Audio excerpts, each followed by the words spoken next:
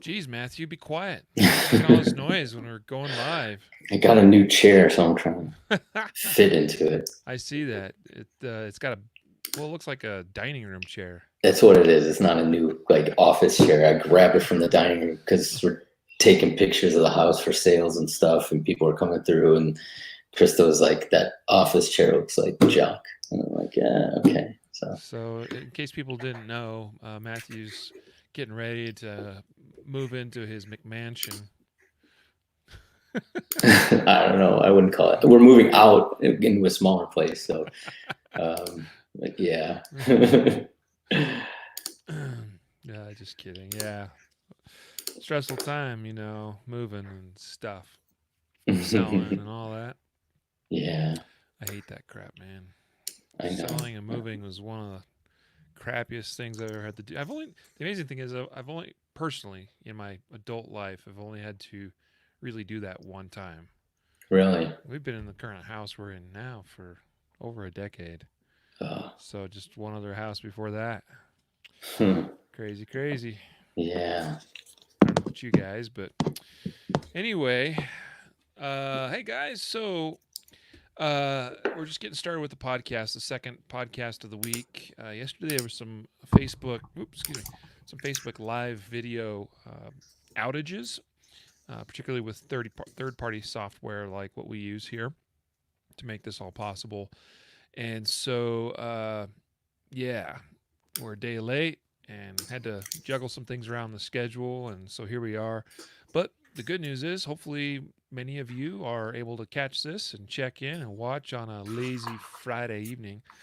There's nothing good on TV at this time, so right here, this is where it's at, right here. Here. Yeah. Yeah, Andrew. We're not stepping on each other's toes. Facebook Live shows. Originally we've done the 12 o'clock time for a long time. You just decided to barge on in there, bro. So coincidentally, though, like I said, this one's way off schedule. A late cast, yeah. The late cast pewcast. So Jacob hates me calling it the pewcast. Yeah, don't let him hear. Oh, did I let that out? Oops, sorry. Now you guys all know. Let's see. Hello, Paul and Elkie. Hey, man, I'm glad that you're here. And Elkie's been watching home defense videos. How's that going? I hope you're enjoying it. Today is the testing ammo through drywall walls. That's one of the videos. That was actually one of my favorite things to film. Looking back at it now, I realize there's probably some other things I would have liked to have done or added.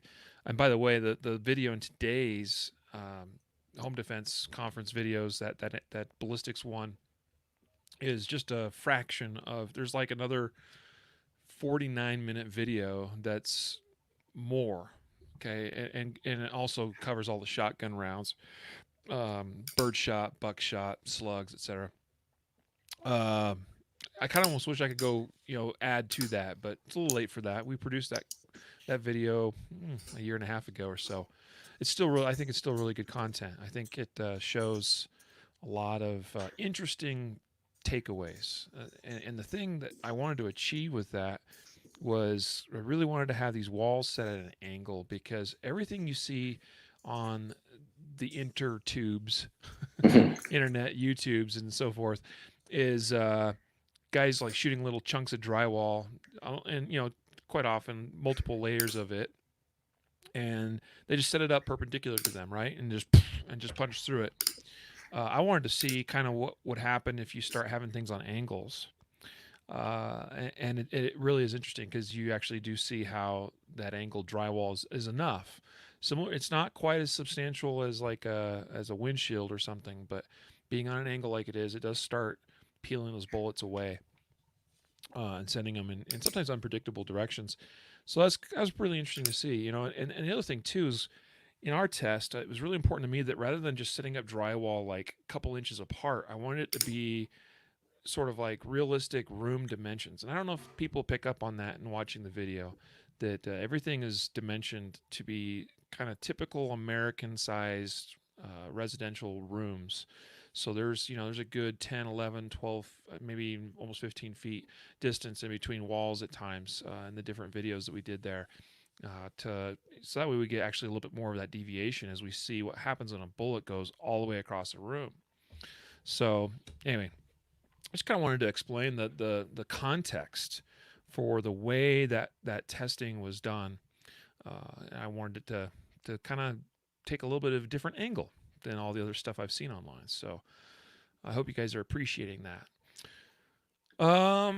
Graybeard and Riley. Yeah, you're now Graybeard. I like it. Yeah, it's better than a lot of the other nicknames I've had, so I'll keep it. Dude on the right looks kind of like Rick Grimes. Oh, Yeah, nice. Rick Grimes when he's all like, yeah, when he's got the beard and stuff. Yeah, that's Nice. awesome. Uh, see, glass panel next to your front door by now. So Elkie, where we filmed the home defense course is actually not in any of our homes. We actually rented a home for 3 days, and that's where everything was filmed. So it was actually an Airbnb. Little behind the scenes fact.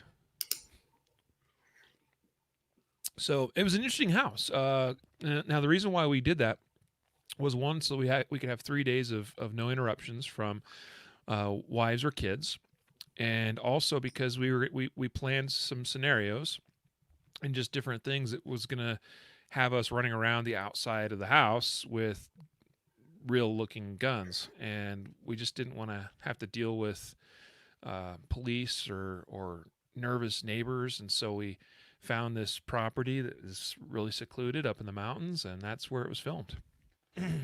So there you go. Mhm. It was fun too. I mean, we just I'll tell you, that's the thing. We spent 3 days, 3 long days filming that course, the whole thing, and because we're renting the house, we just stay there and sleep there each of the nights. And well, actually, I think I went home one of the nights, and then but did stay the other night. But on the second day, I started getting sick. So as we progressed on through that, it became increasingly more difficult for me to film and to even talk. And by the end of day 3, I'm just like eyes glazed over, about to pass out from like whatever the heck was inflicting me at the time. So, but it was fun to film that. Al wants to know when Back, the next Justified Save episode is. Matthew, you will know. yeah, I'm looking it up right now for you, man. Yeah, we have it scheduled for April 28th is the next one, but I think what we may switch the schedule because we've been kind of out of whack for a little while with all the setbacks and stuff. So we might rework that. I don't know, but right now that's the next one next Okay. month. So. Yep. There you go. There you go. Neat tidbit. How it was filmed. Yeah. It was fun, man. It was a fun project. It was a lot of work that we put together in a very short window of time, and as is the case with anything like that, we look back and go, there's some things that could have been done differently or done better, but we did the best we could at the time, and I really still overall very pleased with the content of that video, and we've sent it to some friends and people in the industry we trust that have reviewed it and given us good feedback, and I think even Gary Quisenberry's on. I think he's on officially. Has recommended it or whatever, but so yeah. Max Michelle going live on Instagram at the top of the hour. Well, okay. Guess you'll have to miss us, Elkie. Sorry, bro. Although I wouldn't mind watching that either. So let's do this. Let's this evening's episode is we're going to be covering, what do we title this thing? Defending yourself during civil unrest or societal collapse or something like that. All right. So you guys probably get enough stuff about COVID-19 and stuff, but this is really we're just taking this opportunity to talk about the general idea of what about defending yourself, your homes, your families when things in the world around us get kind of crazy. because COVID-19 aside, like something similar could happen again. And it's not that this is the first time that this has happened either. Now, the reality is things have been pretty civil. There's been a few isolated small instances here and there that have occurred of various things, people attacking people, and stuff. But we could go back to the L.A. riots or Hurricane Katrina, stuff like that.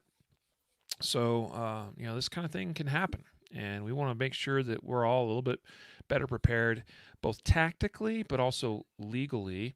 Now, we're not attorneys.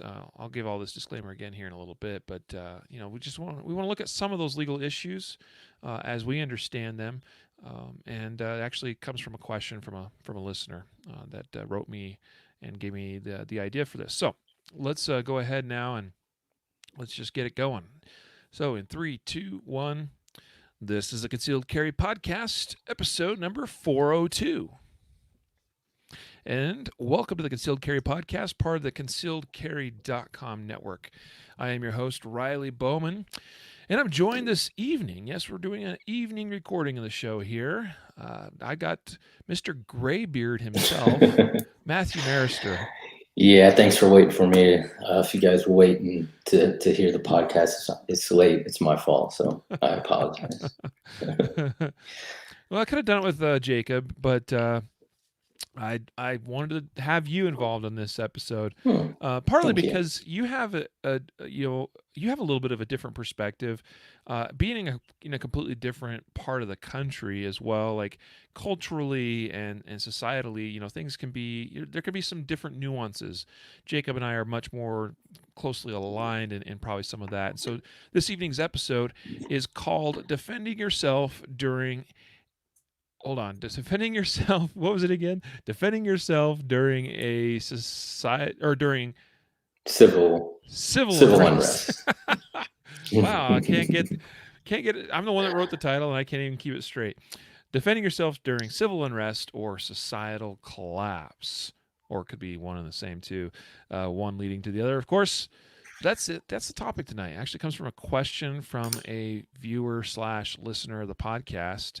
And I appreciate him for taking the moment to write in and make the suggestion. And I told him, hey, I'll talk it over with the guys and see if we want to make this an episode content. And it is. Here we are. But today's episode is Jeez, I'm having a hard time talking. It's Friday. I always make the excuse on Shop Talks. It's Monday and I can't talk and communicate on Mondays, but Friday's end of the week and your brain's shut off, right? So anyway, this episode is brought to you and sponsored by ourselves at concealedcarry.com. We have the Home Defense Conference going on right now this week. There's still time to catch the 3 hours of free content available throughout the Home Defense Conference. And what we're doing is we're sharing with anybody that goes to the site, goes to the page and registers, signs up. You'll get free access throughout the next 6, well, it's really today's day 2. So you got still 4 days left, but you got 48 hours per day that these videos are released to watch them. So as of right now, yesterday's videos are still available. They're still up for a little bit longer. Today's videos that were released will be up through tomorrow, and so on and so forth. So over 3 hours of free content about home defense issues and concepts and fundamentals and all kinds of stuff, equipment and gear choices, plus some really cool scenarios that we filmed in these home settings as well. And we based those off of real life situations that have occurred. We pulled them right from news stories, and actually I think almost all of those we've covered on the podcast as justified save type stories. So you're going to want to catch the Home Defense Conference. You're maybe sitting around watching a little bit more TV or whatever than you normally due to being quarantined or whatever we're calling it these days. So make sure you head on over to concealedcarry.com/HDC. That is HDC, like Home Defense Conference. All right, concealedcarry.com/HDC. and make sure that you don't miss any of this great content. All right. Well, as far as I know, the last time we throw it out there for free. Now you'll have the opportunity to get permanent access to that content and to even purchase the full 8-hour video series. All right, at a discounted rate, substantially so. All right. So this is a 3 DVD set. If you buy the actual DVDs of this video course, it's 3 DVDs, and they're the high capacity or whatever DVDs. So, like each DVD is almost 3 hours long. Really, a lot of content in this home defense course. We call it complete home defense. But even if you're not going to buy or you've already bought it, well, it's a great opportunity to watch these free videos. Again, concealedcarry.com/HDC. So let's get into the topic. And here, actually, we'll start with a question. I'll read the question that we received from a listener slash viewer. I'm not sure if he follows us more on the video side or on the podcast audio side, but he wrote in and asked this: how do the rules of engagement change in terms of self-defense in this COVID era, or if things get worse and social structures begin to break down? Then he follows it up with a for instance. For instance, you guys have always preached that guns are not used to protect property. We have been, I think, pretty consistent on that. But what about when that property is key to survival in such uncertain times? What if someone is stealing your family's food and water supply when the store shelves are bare? So, really interesting question to write in with. And I thought, this is a perfect time. This is a perfect opportunity to discuss these concepts. So what we're going to do is today we're going to talk about the tactical and potential legal implications of these kind of situations. We're talking about civil unrest and or social breakdown, societal breakdown, a collapse of life as we know it. Our lives have been rudely, upheaved with this whole COVID-19 business. But COVID-19 or not, put that aside, this is a topic that I think can apply rather broadly because there's plenty of real-world examples of things happening that were, for at least on a temporary basis, thankfully up till now, we fortunately haven't had anything too crazy, at least since Civil War, probably. But with things like the LA riots, riots that occurred back in the 60s with the civil rights movement. Also, things like natural disasters, the Hurricane Katrina, and other type situations like that, where temporarily during the course of that emergency or that disaster, things were really thrown into a state of unrest. When you get a bunch of people that get a little bit out of control, I mean, there's not enough cops out there to keep everything under control. So it is possible, and we've seen it happen. And in some cases, we've seen politicians really overstep. Even the Constitution, I would say, referring to the Hurricane Katrina instance, right, where guns were actually confiscated from people because the mayor was afraid that people had guns were gonna, I don't know, shoot up the town or whatever. Crazy stuff, right? And so then you might be left potentially defenseless if that was you having something like weapons removed from you or something. Anyway, crazy stuff. All right, but I think we're going to use our imaginations a little bit here, but things can get out of hand relatively quickly. With the right conditions, all kind of the stars aligning, so to speak. So, what where do you start with this, Matthew? Like, what's your first thoughts? And we say, this is interesting how this guy writes this. In fact, I kind of feel like he's probably former military. He says the rules of engagement change, right? When societal breakdowns occur, right? And so then what do you say about, I mean, where do we start with talking about people stealing stuff like food or and water? This kind of goes back to, there's a lot of and I think a lot of it's kind of somewhat myth based. There's probably some truth as well. So we got Andrew Branca who's watching tonight as well, so he might be able to throw some shed some light Knowledge. on this as well. Yeah. But so we'll watch your comments, Andrew. But some of this could go back to like the old West. You hear stories of guys that stole cattle or horses or something, and I was caught. That was a potential punishment was death. We're gonna hang you because this is my livelihood, or that horse is Right. my survival because I can't survive if I don't have my horse or whatever, right? So there's kind of that attitude, and I think that still kind of exists in some people's minds today. But this is not the wild, wild west. We are a land of law and order.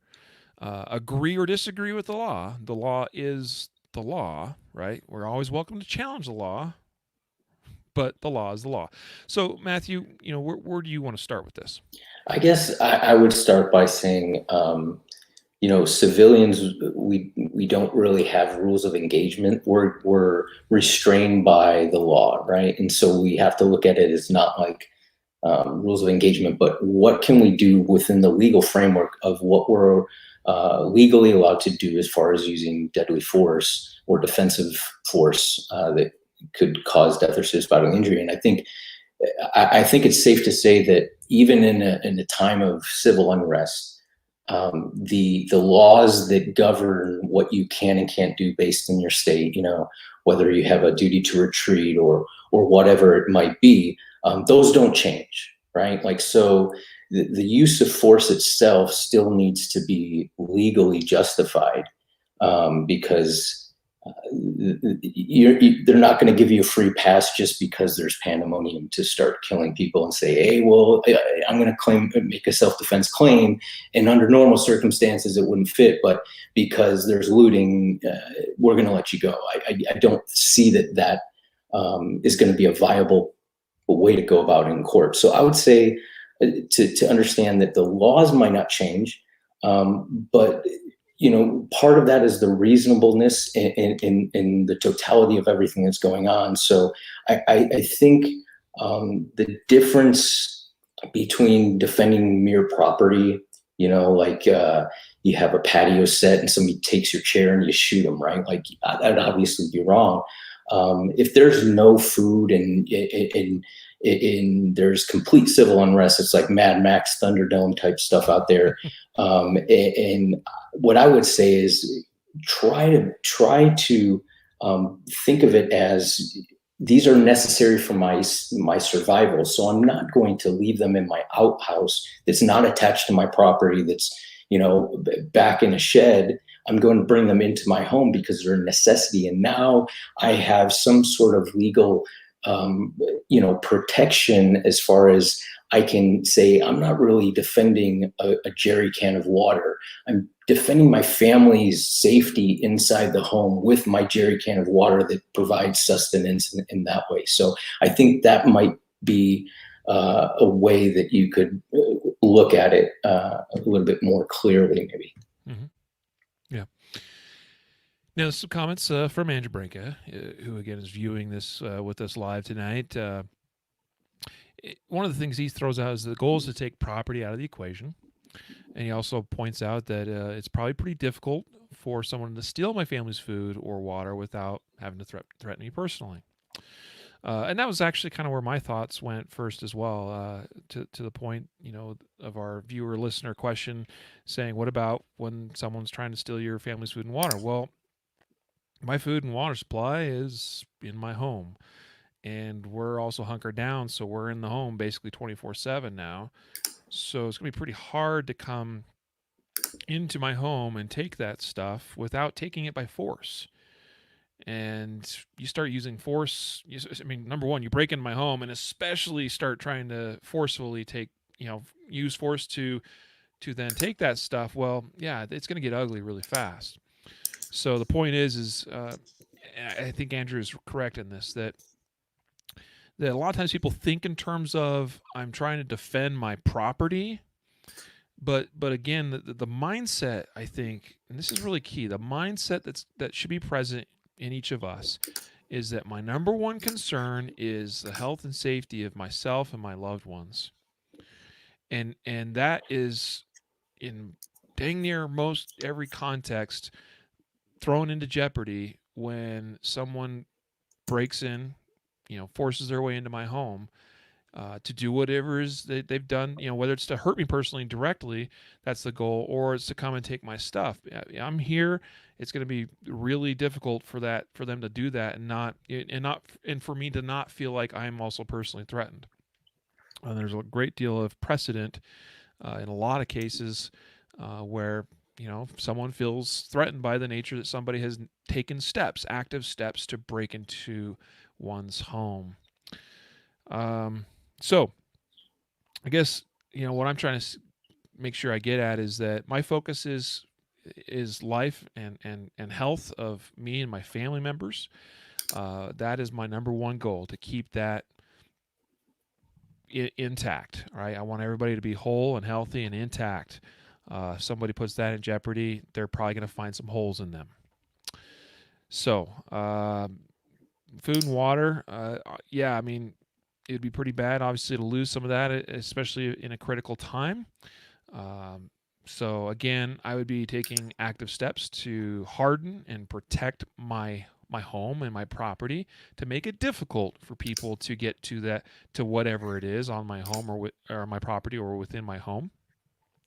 And so, if I make things harder to get at, then it's going to take greater effort for them to break through it. And in so doing, again, it's going to be fairly apparent to me that they are willing to go to extreme measures to come and get my stuff. So chances are it's going to be a violent encounter, right? So again, I'm going to take steps. Here's the thing. People think this is where the law and tactics often, it doesn't always, but sometimes the law and tactics align, right? If I approach things purely from a tactical standpoint, tactics means I'm going to employ the best tactics, right? The best, whether it's movements, whether it's positions, whether it's cover, whatever it is, that maximizes my chances for success. And success is that me and my loved ones walk away in one piece, right? Well, in most contexts, me getting the family, securing the family, kind of hunkering down, right? Having a safe room or something like that, where we can get consolidated, defended, where I'll tell you, I won't give away all the secrets of my own home and personal family's defensive plan, but really, we're going to be hunkered down in a part of the home where, and it doesn't matter whether we're upstairs or downstairs. There's a plan for both of that. We got two stories to be concerned with, and it's also possible for the family to be spread out a little bit. But I'll tell you one thing: somebody that's coming in to do harm to us or to take our stuff is going to find it really hard to approach us without being funneled into a relatively tight space, meaning we got hallways and stairwells. So those tactically become really good tools at my disposal to use. And so the goal here is for me to tactically not going out and in search of the bad guy, but number one, securing the family, arming myself, and taking up a tactical position, right? And if they come to me, so be it. They're going to lose. I will have the upper hand with the way things are laid out and with what I have prepared. They are going to lose. Now, the moment I go, I can't let them take my stuff, I got to go and put an end to this, I will put myself at greater risk. I will employ weaker tactics because I'll have to expose myself more. And it also exposes myself, so not just tactically, but also potentially more legally as well. Um, maybe not so much inside the home, but where we get into a lot of trouble is when people start going outside of the dwelling and using lethal levels of force. So again, this is to me this is the mindset. I want to use the best tactics, and I want to also make sure that I'm complying with the law, because I want to have the least amount of trouble with the law as I can.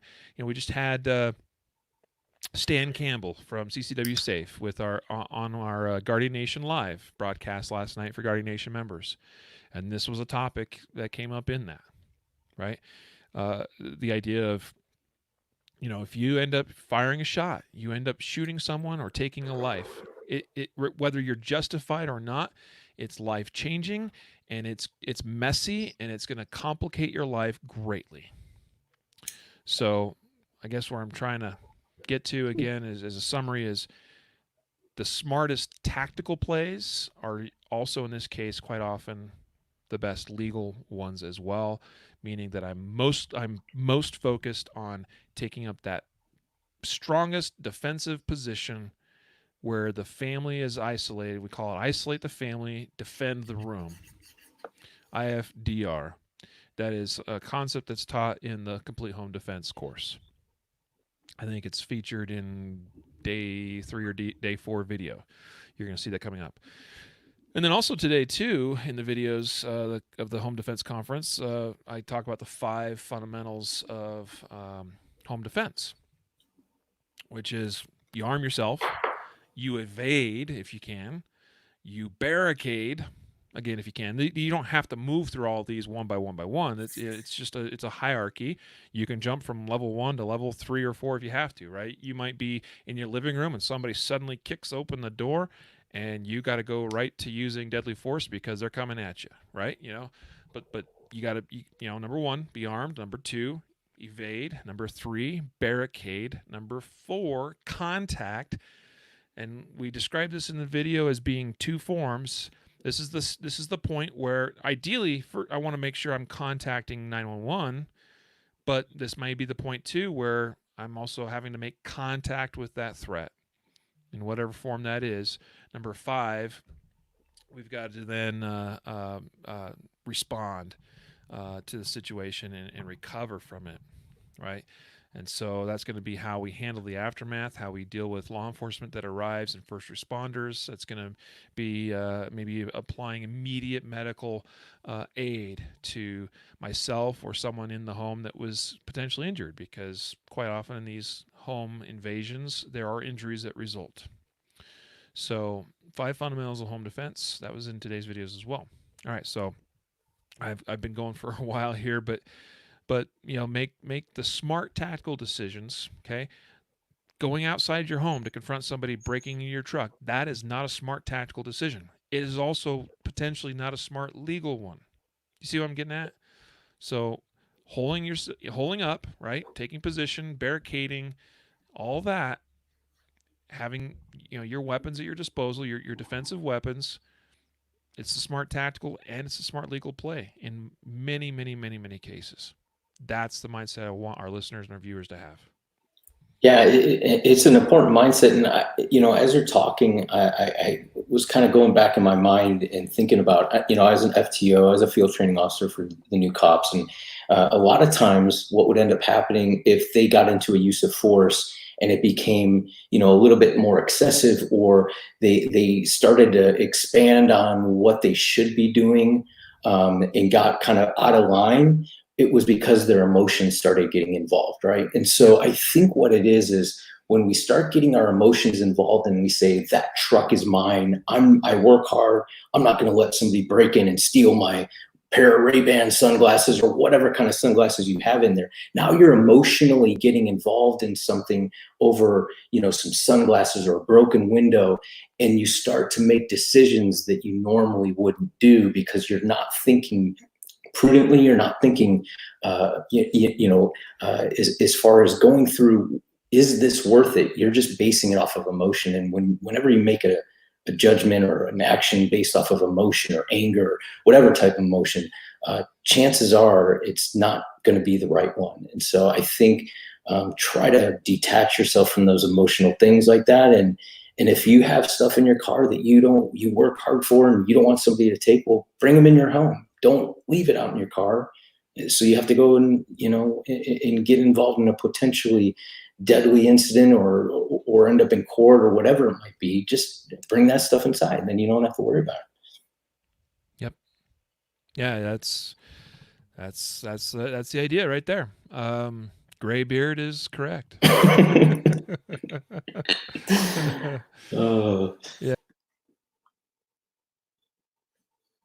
I think Riley might have just cut off. You cut off for a little bit. Yeah, I think something was acting up here on my end, but it looks like it's cleaned up. So let's kind of shift gears a little bit. We've kind of talked about the legal and some of the tactical stuff here, but let's talk in a more broad sense of just overall preparedness, particularly as it relates to our homes or families or whatever, right? So, looking at the world around us. By the way, I saw someone commented earlier, Ferguson, Missouri. Well, that's another great, modern day example. That just happened, 2012 or whenever that was, not that long ago. Ferguson, Missouri, things got really out of hand. It got really bad there really quickly. And so, again, just more evidence of how civil unrest can sometimes happen relatively quickly and unpredictably, even sometimes. And that all stemmed from a use of force incident that later was found to be justified in the case of an officer-involved shooting, right? Just, so something as simple as that, that the media and public perception blows out of proportion, and that gets the emotions all hyped up. And next thing you know, you have people torching vehicles and businesses and ransacking the place, right? And again, putting those community members at greater physical risk. So, Matthew, yes, sir. What are some ideas that you might have for preparing oneself to be able to withstand the storm, if you will, the societal storm or it could be an environmental one too, a natural disaster, any of that sort of thing. We want to be as prepared as we can be so we again maximize. This is a tactical decision in the broad sense, right? Tactical decisions as it relates to how my household and my family is prepared to, whether it's food or water or guns and ammo, whatever it is, right? So what thoughts do you have on that? Yeah, actually, Jacob and I talked a little bit about this. We touched on it a little bit about, what do you do as far as situations like this, like getting into your home, and what are the things now that, your home and there are a lot of home burglaries that occur when people are at work. Well, now everybody's home, so potentially those home burglaries may now become home invasions. People are more desperate, doing, committing crimes at different rates. Maybe they wouldn't normally do that under the circumstances they may, so we kind of talked about that, but I think, it all starts with preparation as far as not just, we could talk about preparing your doors and your structure and everything, and I'm sure we'll talk about that, but I kind of, before any of that happens, I think you have to prepare your mind and prepare kind of like, I call it spiritual fitness. You have to understand what it is, the stakes that you're fighting for and what you're doing, as far as why do I need to do this? What's not just because somebody on a podcast is telling me to do this, or I have all this gear and I want to be ready and no one's going to break into my door. I think you look at it at the simplest level, and where's your heart? Like, I'm doing this to protect my family. Now, what can I do? What do I have to do to make sure that I can do that? And if it means, I have to sacrifice a couple other things to be able to do this or that, then that's what you do, right? So I think it starts with understanding why you're in this, why you're going to even begin fortifying this, why it's important that you get your family involved in some of these protocols of what happens if somebody breaks in, or why are we doing this? Why are you putting a peephole in? Or why are you taking, during Christmas time, why do you take the wreath off the door? I put it up there as a decoration. It looks great. Why did you take it off? And I'm like, because it covers up the peephole and I can't see. okay, well, like all those little things. I think once you get everybody on board, then you can start focusing on those other things, and it's not so hard to there's not that anxiety level that is there. Now I got to do all this stuff. It's kind of already there. Yeah. Yeah. The one way I like to look at it is let me look at my home or my property, and what can I do? What do I need to do to make it appear to be a non easy target, right? Hmm. Because I mean, that's really what, if you look at interviews that journalists and various people have done with criminals, and particularly like thieves, those that have been known to break into homes, they want an easy target. They want something they know they can get into and get out of and not get caught.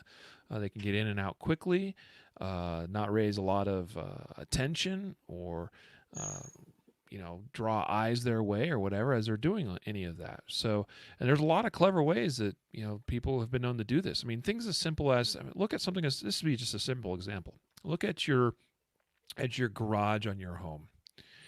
Uh, I think garage door openers have, the technology has gotten better, but it's still a thing where people can, crack or hack your garage door opener codes Hmm. and open your garage door, and bam, they're into your garage. And a lot of people don't lock that door between their house and their garage.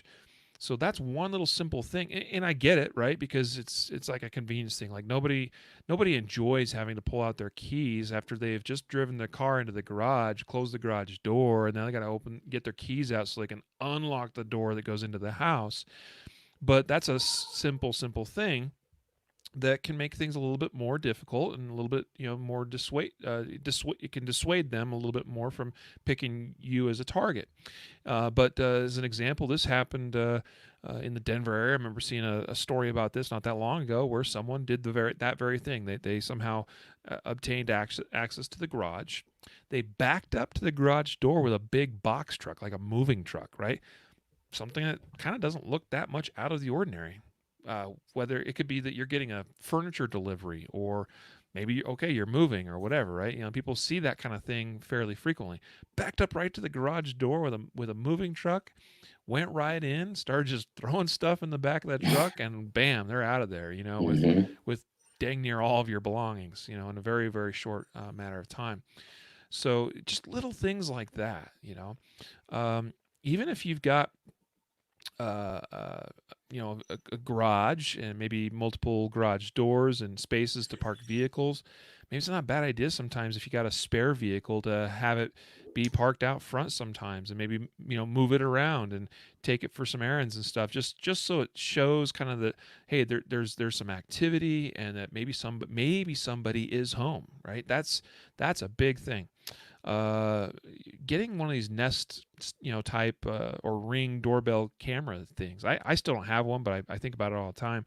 Um, where you can see who's coming to your door. Like the big thing, the reality is, in my self defense plan is pretty solid in the fact that there's pretty much somebody home at my home all the time. Right? They're like, so that immediately becomes a big, you know what's the word, big factor, to someone. If someone was to kind of observe my home for a couple of days, they'd be like, wow, do these people ever leave? But a common tactic is to go up to doors, ring the doorbell. If nobody answers, nobody comes to the door, then you start, maybe going around to the back side, maybe looking for a way in, because you're just trying to confirm that there's nobody home.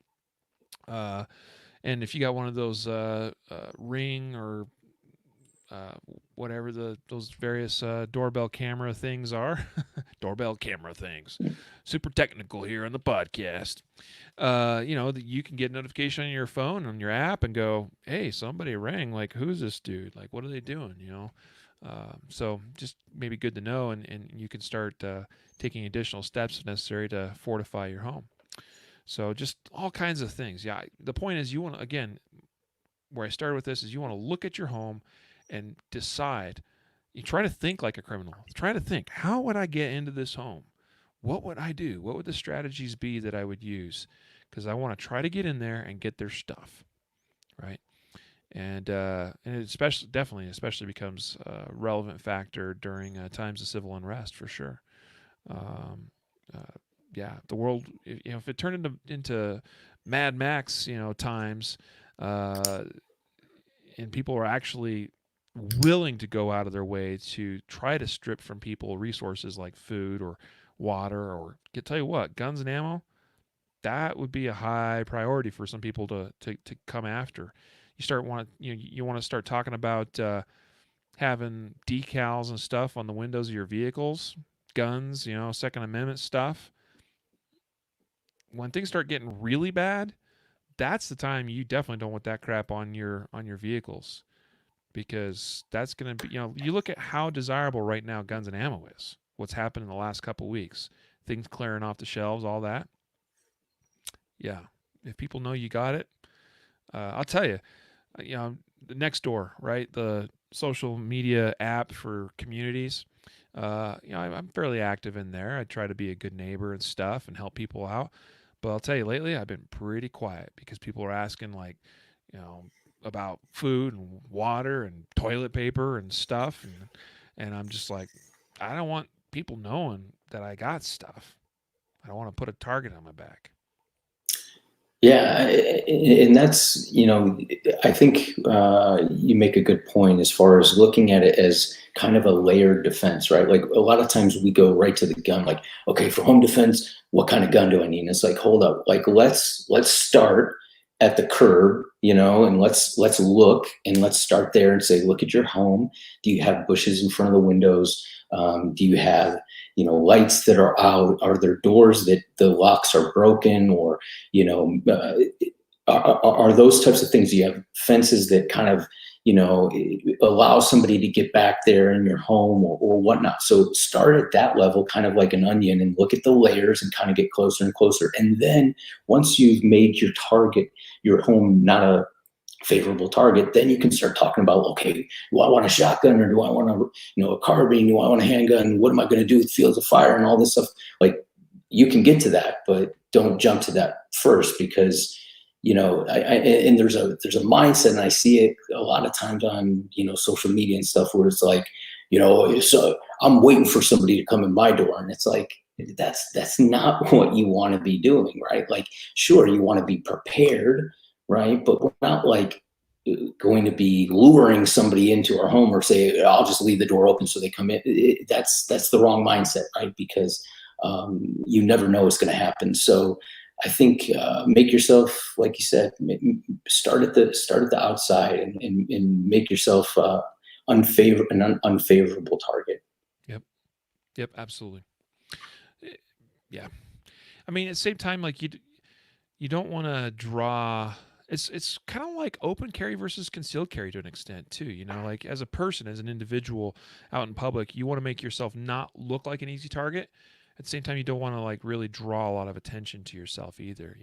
Mm-hmm. And I would say the same rule can really apply to a home as well, in that you want it to look like it's not an easy target, but making it look too much like a fortress could almost also work against you, in that, wow, they've really got that fortified. There must be a reason, right? Mm-hmm. What they got in there must be really good.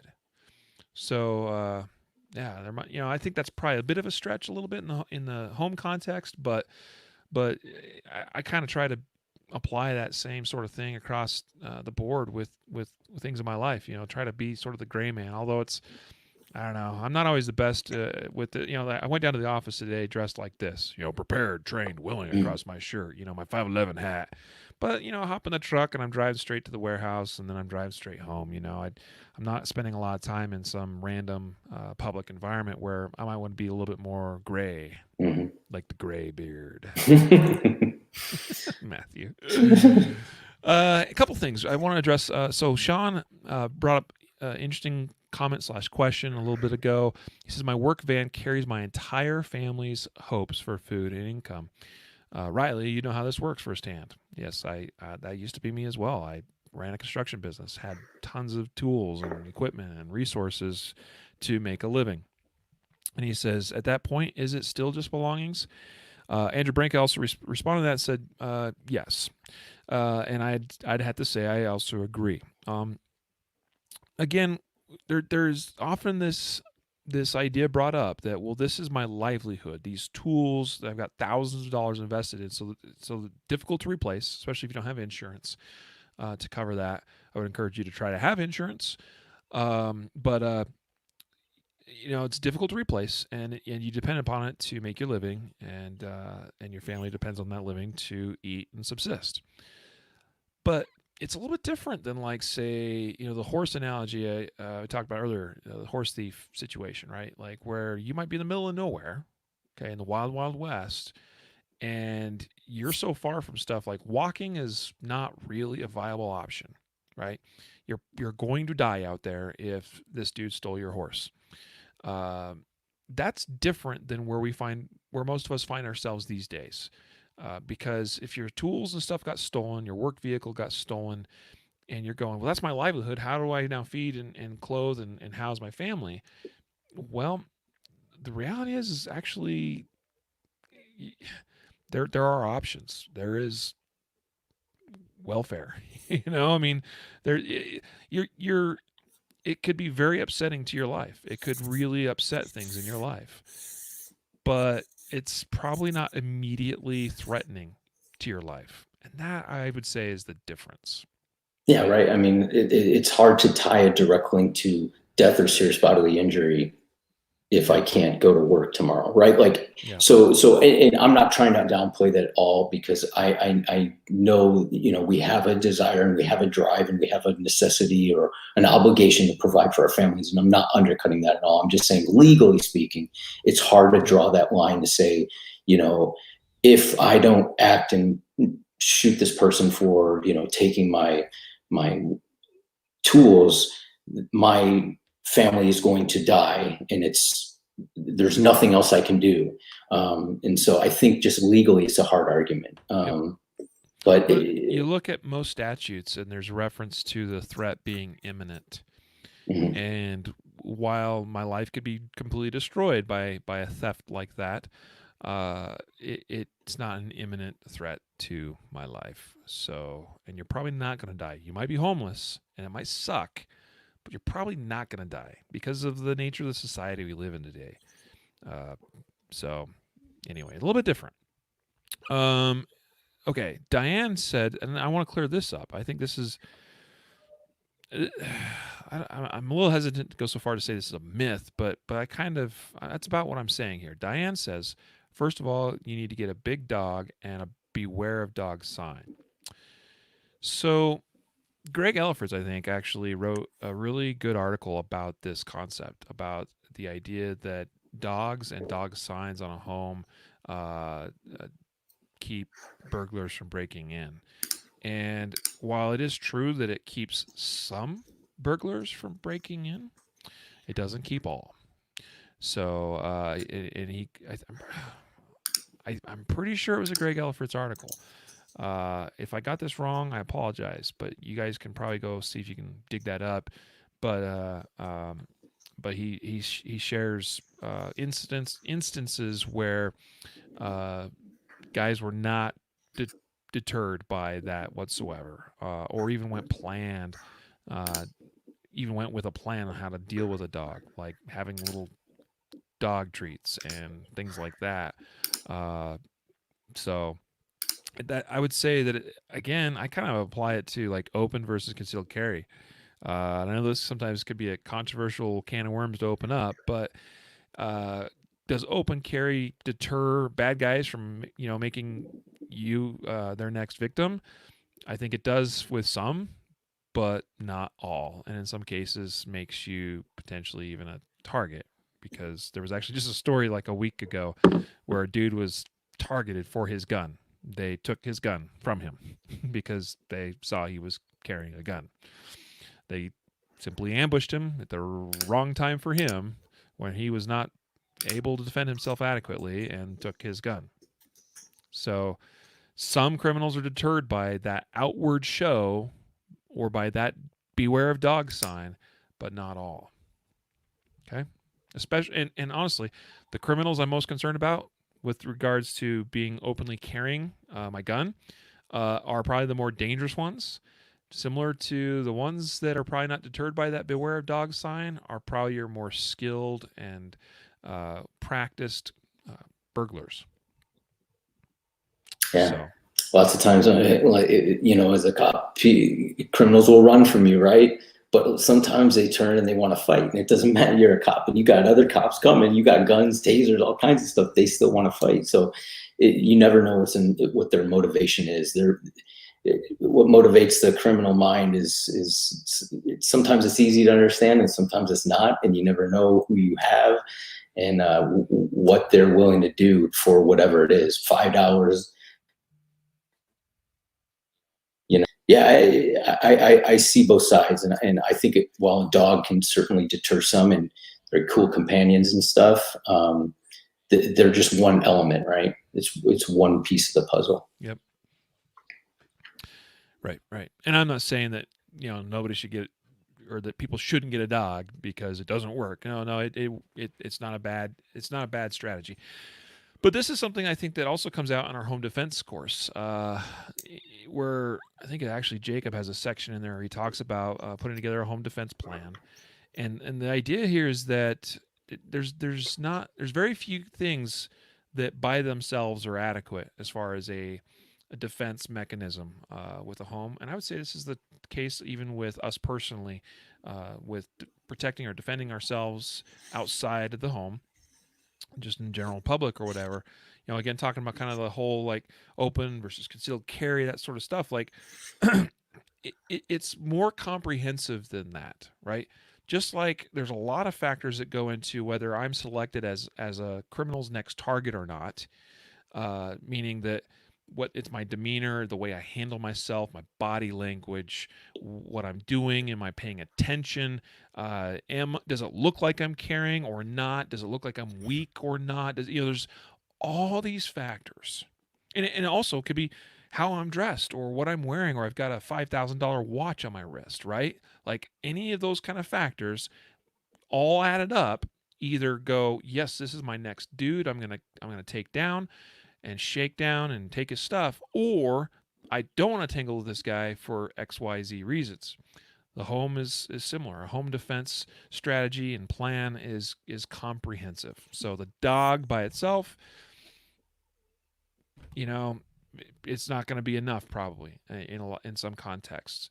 But there's going to be other contexts too where it might be the tipping point where because of, well, I made sure that my home looked well defended. I've got video cameras, I've got a fence, or I've got a really secure looking door with locks, and plus now I've got that beware. Like you see what I mean. So it's a comprehensive thing. So yeah, let's be thinking in those terms, and making sure we try to address things as broadly as we can in terms of a plan.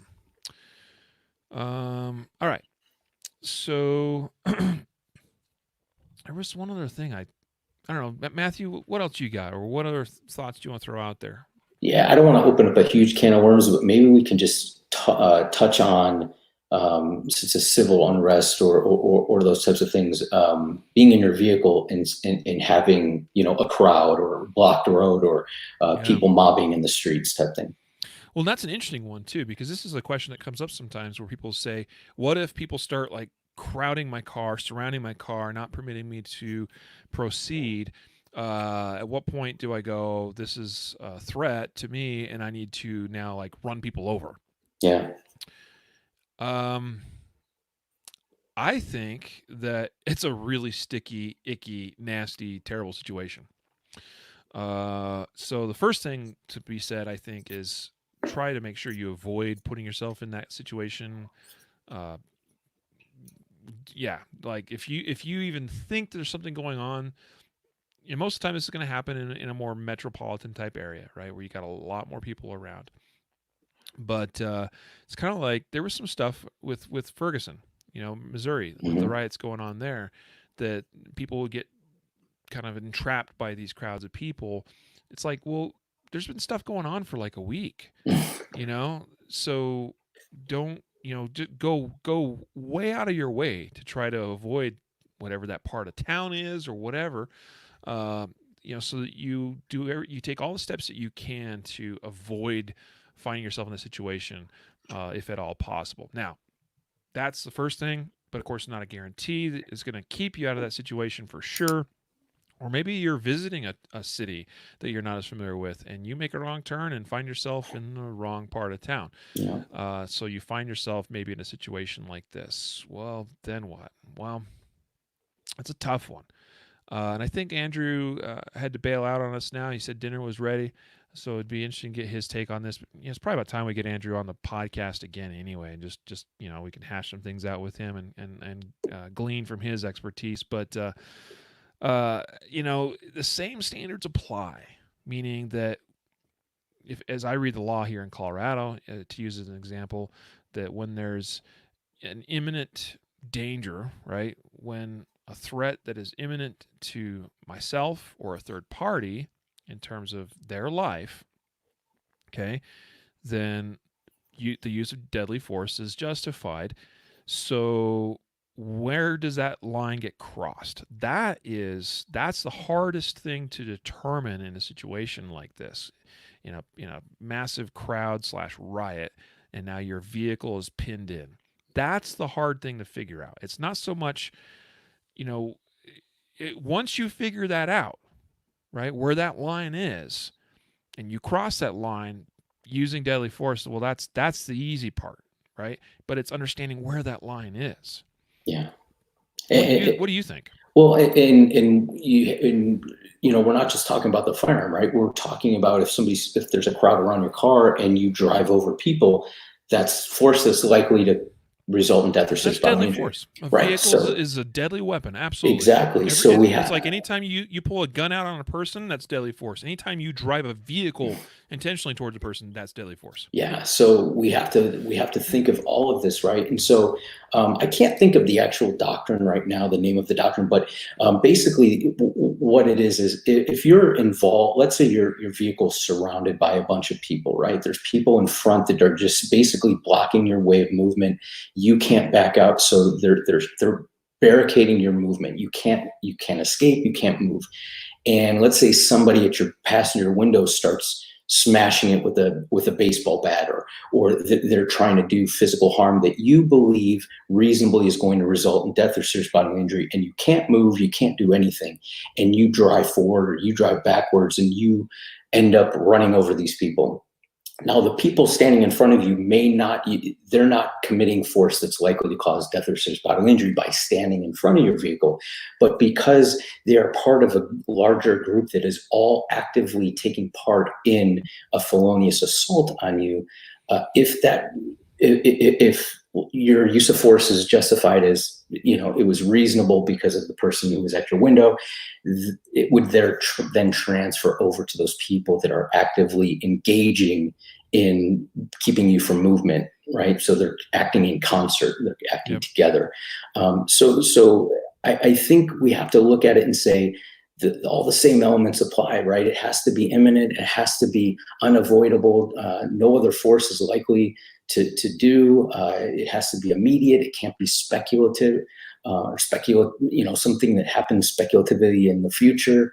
And I think those elements take place. Now, that's where the difficulty is, right? It's a little different when somebody busts in your room or your home. It's hard. I think the hard thing is it's hard to understand what people's intent is, right? Like, is there okay, so because it could just be this crowd wants to disable your vehicle and torch it to the ground, but they don't necessarily want to hurt you, or at least really, really hurt you. You know what I mean? All the things can get out of hand really fast. Versus maybe this crowd really wants to beat the crap out of me and torch my car. Like, it's hard to know what the intent is. Now, I would say a couple things here. If you're in that situation, you're looking, you're going, that dude has a weapon, right? We got a pipe over here, a baseball bat over there, or a knife, a gun. That changes things, I think, in a pretty big way, because now we have weapons that we can articulate. Like, there was 4 dudes that were armed and they were kicking and beating on my vehicle. Like, I was scared, right? I was really I felt like they were trying to get into my vehicle to hurt me because and why do I think that? Because they had weapons. Now, if they didn't have weapons, I think it gets a little bit, not so black and white potentially. Again, are they just meaning to cause problems and disrupt everything and just keep me pinned in? Are they, maybe they're kicking my car, but they're not necessarily taking steps to break into that vehicle space? Just there's again, where is that line? And I think every situation is going to be a little different. For me, I would say that if weapons were present, that changes it. And as soon as they start trying to break into the vehicle, that changes it. Because we have a crowd of people, right? That crowd severely outnumbers me. Physically, I that puts me at great physical danger. And if they breach that vehicle, that interior space, then that's a problem for me, right? Here's the other thing we want to throw out there: if you do feel that you got to use the vehicle, or if you do feel like you need to use an elevated level of force, like deadly force, to escape a situation like that, then the vehicle, I think, should be your first choice, right? Mm-hmm. Frankly, Oh yeah. Versus going to say a gun, because again, you have a crowd. Like a gun, even against a crowd, is not the most effective tool. A vehicle is probably the most effective tool, but the vehicle comes with a shortcoming. And that is that it's entirely possible and perhaps even likely the vehicle gets disabled as you are using it as a battering ram, even against human bodies. Okay, Mm-hmm. so maybe not so much against my truck with my big, massive metal grill on it, but but even that could be disabled, right? With the right Sure. context, people Or it could, gets high centered on a yeah, median or something like that. high centered vehicle, tires get punctured, that sort of thing, and now we can't, so that that would be the ideal, to use the vehicle to make my escape, but then have a backup plan and be ready to go to that if it comes to it, right? Mm-hmm. So don't give up, don't give yourself up, and don't go, oh crap, my vehicle's high centered, and I'm hosed. Now, hopefully you have other options still at your disposal. Okay, so that's really interesting stuff to consider, man. And in difficult situations for sure, but they are realistic situations that people have found themselves in. I'm actually reminded of a pretty compelling video clip that's out there from the LA riots, where a truck driver, Yeah. you know the one I'm talking about. Reginald Denny. Right? Yeah. Yeah. So yeah, I mean, this sort of thing has happened, right? So we're not making anything up here, obviously. Um, yeah. So have a plan. Be ready to execute that plan. Um, when it's warranted. And so again, maybe we'll have to have Andrew on some time and talk about these same things and ask him, his thoughts on. I think I've heard him talk about this sort of thing before, but it'll be good to refresh this topic and get his input Sure. on these trickier situations. Agreed. Yeah. Okay. Well, we've been going about an hour, so it's probably about time to wrap it up. I hope that something that we discussed here this evening is helpful for those of you out there and begins, turning those wheels in that head of yours, as far as, looking at your home, looking at your vehicles, looking at yourself personally, both in terms of equipment and tools, of perhaps even firearms, but also the other stuff, the more practical stuff, the stuff that you need on a daily basis, that to feed your family, to take care of your family if you got to hunker down for a while. We could have gone way off into the weeds and talked about having other plans in place, other properties or homes that you could escape to, cabins, family members, to get away from. Because I'll tell you where I don't want to be when things really get bad, is I don't want to be in a city, man. I don't Yeah. want to be in a city. I want to be away from where the people are at. Just all kinds of things. So I guess to wrap this up, I'm just saying, think about worst case scenario. Really worst case scenario. Plan this out and go, what if this happened? Ask the simple questions. What if my power went out and there was no sign of it coming back on anytime soon? What if water somehow was disrupted and no sign of that coming back online? Mm-hmm. Gas, internet, communications, Boy, maybe we should do a communications episode sometime. That'd be a fascinating topic. I mean, maybe not so much concealed carry focused, but we've always been known to, uh, it being a responsible concealed carrier is meaning that it means that we are well rounded, and that we are not just prepared in carrying a gun, but we're prepared in a lot of ways, right? So communications, boy, that's one right there where that could go down, and now you can't call 911, can't call family, can't make contact with other loved ones that maybe are separated from you in your home, and you don't know where they are and you don't know how to find them. Wow, so many things to think about here. So that's, I think, where I would leave it. Um, again, these times that we're in right now is just a great catalyst to ask the questions, ask these simple but yet hard questions as to what do we do and how do we make sure that we are not vulnerable. Amen, brother. Yeah.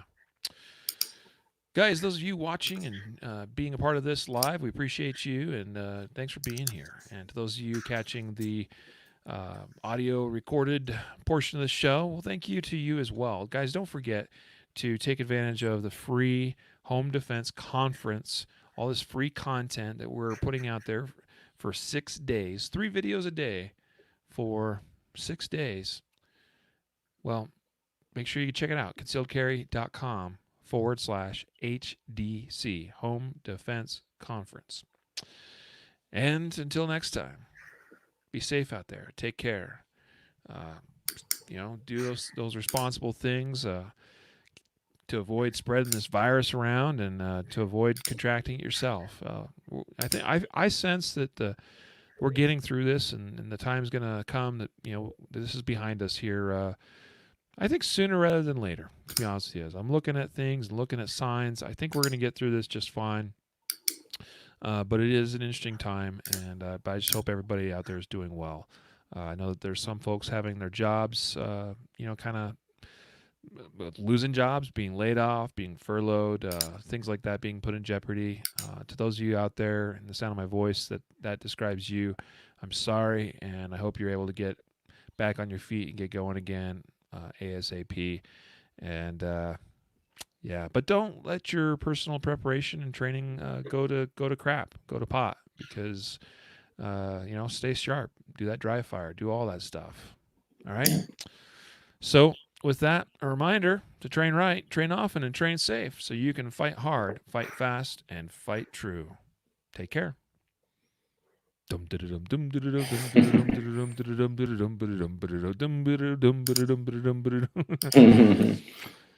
Shayna, you came in last minute, but we still love you. Thanks for being here. You'll catch the replay, I am sure. How long do you think the lockdown will last? Shu Fuchs asks. Good question. I think a few more weeks. I think a couple more weeks. I'm hopeful that it's sooner, right? But a lot of them have been, middle of April has been kind of the dates that have been given. My hope is that they come out before that and say it's now rescinded, but we'll just have to see. We'll just have to see. The sooner people comply and take steps to keep from spreading this stuff around, the sooner we'll get this stuff under control and get back to normal. I saw a really interesting video, guys. It was on Twitter, and the video was a guy. I don't know how. I don't know. He's using some kind of software. He must work for, I don't know, a company that has access to the kind of stuff.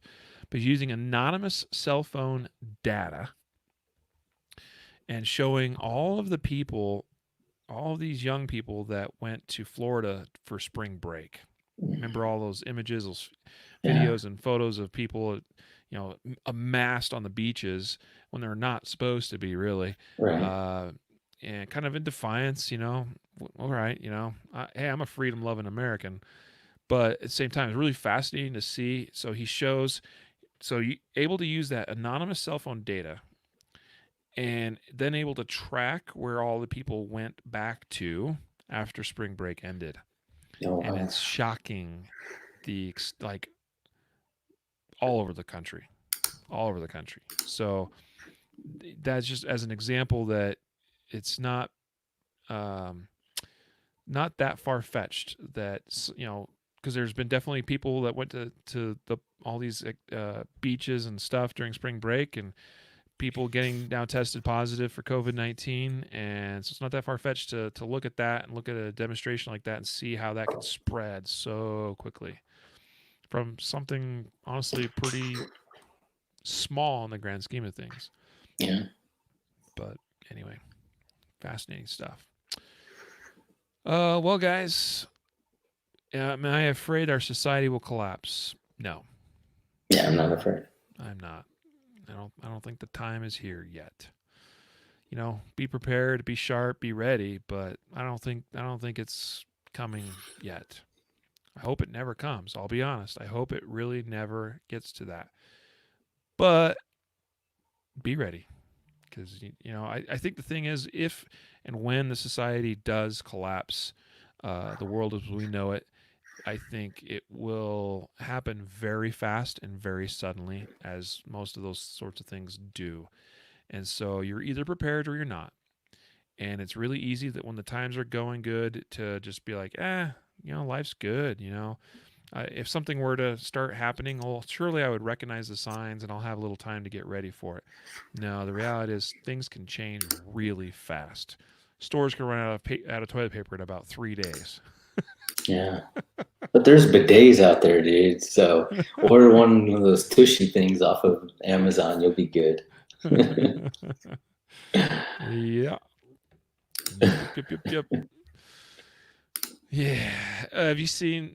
There's a video that's been getting sent around about how I don't remember if they said how Marines or how military, or I don't know, the way to use just one piece of toilet paper Right. efficiently.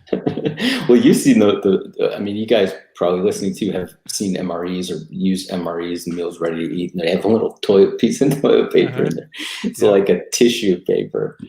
It's like, that's gotta last you, dude. Fold it in fours, tear the corner, stick the finger through the hole. The rest is up to your imagination if you're not familiar with the technique. But don't lose that little piece you tore off. Well, guys out there, we appreciate you all. We're going to sign off and wish you all a good night. So take care. I'll be back Monday to do Shop Talk with y'all. And have a great weekend. We'll see you later.